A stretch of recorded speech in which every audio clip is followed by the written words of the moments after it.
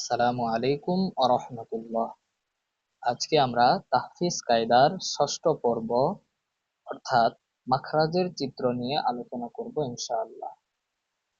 প্রথমে এখানে দেখতে পাচ্ছি জা।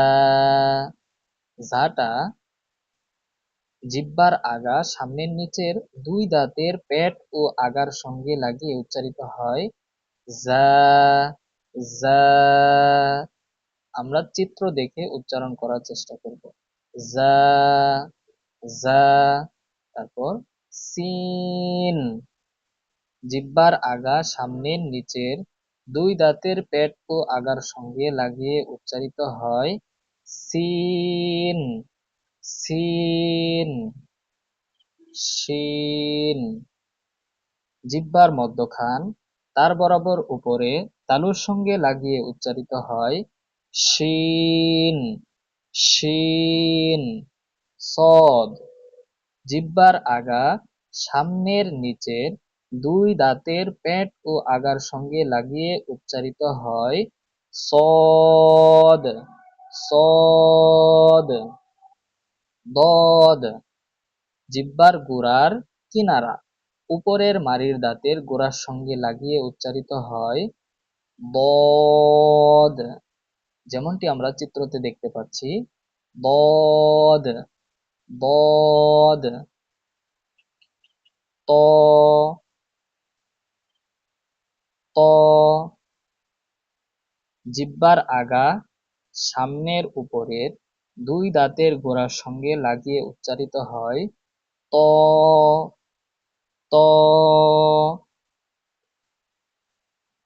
তারপর জ। জিহ্বার আগা সামনের উপরের দুই দাঁতের আগার সঙ্গে লাগিয়ে উচ্চারিত হয় জ। যেমনটি আমরা চিত্রতে দেখতে পাচ্ছি জ। জ। আইন। কণ্ঠনালীর মধ্যখান হইতে উচ্চারিত হয় আইন। আইন। গইন। কণ্ঠনালীর শেষ হইতে উচ্চারিত হয় গইন। গইন। তারপর সা।